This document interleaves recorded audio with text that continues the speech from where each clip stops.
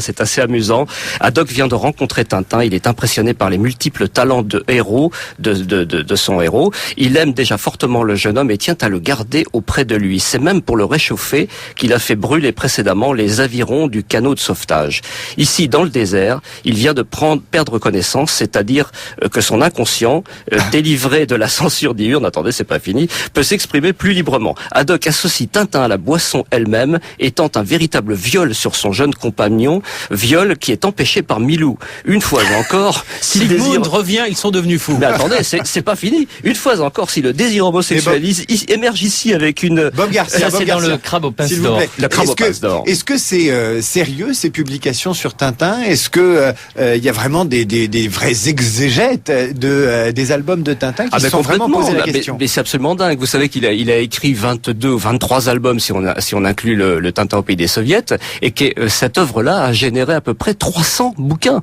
Uniquement pour expliquer ce qu'Hergé a voulu dire ou voulu faire. Donc il est évident que dans ces explications, on trouve le blanc et le noir, le tout et son inverse, quoi. Alors, un message de Parano. Pour lui, c'est normal que la communauté gay ait récupéré Tintin, sans doute séduite par l'univers enfantin et l'absence d'intrigue amoureuse. Bob Garcia, c'est vrai que les femmes chez Tintin, dans les albums, elles sont assez rares, à part la Castafiore? Eh ben non, je suis obligé de vous contredire. C'est même l'objet de mon prochain bouquin. C'est justement Tintin et les femmes. Il y en a plein, et dans tous les albums, de tous les âges, à partir des petites filles jusqu'aux grands-mères. Évidemment, la Castafiore, c'est une personnalité, c'est l'arbre qui cache la forêt. Non, mais elle est transsexuelle, la Castafiore. C'est pas moi qui dis ça, c'est Algou, ça. Albert Algou, qui était également un tintinophile averti, explique, lui, que pour lui, la Castafiore serait travestie. Ah bon, alors le cas de la Castafiore est réglé. Donc revenons-en aux femmes. Effectivement, il y en a plein dans Hergé. Et je le démontrerai en 128 pages. Qu'est-ce qui explique qu'il n'y ait aucune intrigue amoureuse? Si on le fait une deuxième lecture un petit peu plus à la façon de Podalydès, si on a des intrigues amoureuses, mais elles sont pas effectivement forcément avec Chang, par exemple, l'orphelin du Lotus Bleu, le garçon qui rencontre. Que Tintin prend sous son aile, mais ça va pas vraiment plus loin. Ou alors j'ai raté des bulles. Si j'ai dû rater des choses. C'est comme les Dupontet qui ont signé un Pax. Vous voyez, il y a plein de gens chez Tintin. Bien avant l'heure, alors. Alors un Pax à 4, alors, pour reprendre le mot d'Haddock. Message de Damien sur Facebook. Le seul qui peut trancher sur la sexualité de Tintin, c'est Hergé. Qu'est-ce qu'il a dit, Hergé, sur la sexualité de Tintin? Est-ce qu'on l'a interrogé déjà? On l'a interrogé sur sa propre sexualité, figurez-vous, puisque comment s'appelait-il déjà? Celui qui a écrit Tintin et moi lui a demandé, mais est-ce qu'il n'y a pas un vieux fond d'homosexualité refoulé qui se manifesterait chez vous ou chez Tintin? Et alors je vous lis vraiment encore une fois la réponse de Hergé. Je ne pense pas. On ne sait jamais, n'est-ce pas? Mais je ne le crois pas. Si j'avais des tendances à l'homosexualité, je ne vois pas pourquoi je m'en cacherais. Frédéric Martel, ça vous parle, cette récupération de Tintin par la communauté homosexuelle? D'abord, aujourd'hui, c'est le débat de l'homosexualité, si vous voulez, en maison de retraite et chez les seniors. Tintin a 80 ans quand même. Ensuite, c'est assez classique que les militants gays récupèrent, et ils l'ont toujours fait, les grandes causes, à tort ou à raison, et en faire leur porte-drapeau. Ils ont embrigadé Proust sous leur banderole, Gide, Genet, Cocteau, ça c'était à juste titre, mais aussi François Mauriac, Jean-Paul II, à cause de sa relation avec le couturier Jean Tyranowski, Charles Aznavour, pour Jean-Paul II, faut être honnête. Jean Moulin même avait été récupéré à une époque. Ils ont même essayé d'embrigader, tenez-vous bien, David Abiker, Bertrand Delanoë. On voit jusqu'où vont les rumeurs. Bob Garcia, c'est moche.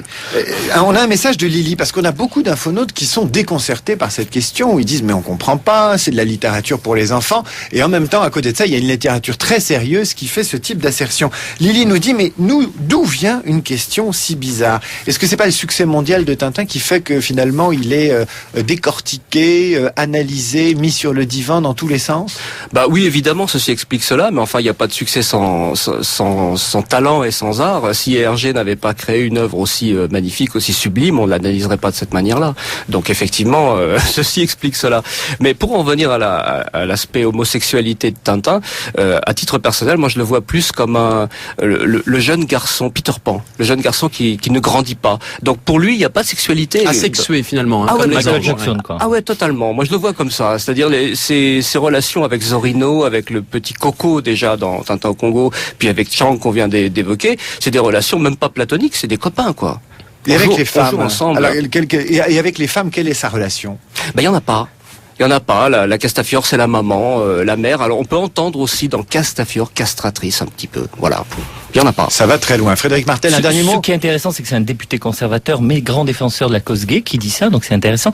Et puis alors, vous savez que Steven Spielberg va adapter Tintin, hein, donc à l'écran, on verra ce qu'il en Lequel fait. Le 3, c'est une trilogie, donc 3, un ensemble. Avec le Corbeau Pince d'Or, d'ailleurs. Voilà, alors Milou aura-t-il une laisse rose? Les Dupont-Dupont-Bey, on l'a dit, auront-ils signé un pacte? Car après tout, vous savez, Spielberg, c'est aussi E.T. Et vous devinez quoi, David Abiker? E.T., paraît-il, était aussi homosexuel. Ça fera l'objet d'un prochain débat. Merci à tous les deux. Frédéric Martel, Le Rose et le Noir aux éditions du Seuil, une histoire de l'homosexualité.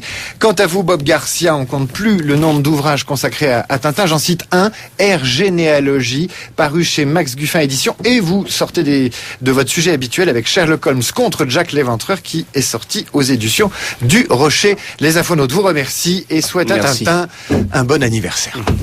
Merci à vous trois. Il est 9h23 sur France Info. Voici les principaux titres de l'actualité. D'abord, cet accord à l'ONU cette nuit pour réclamer un cessez-le-feu dans la bande de Gaza.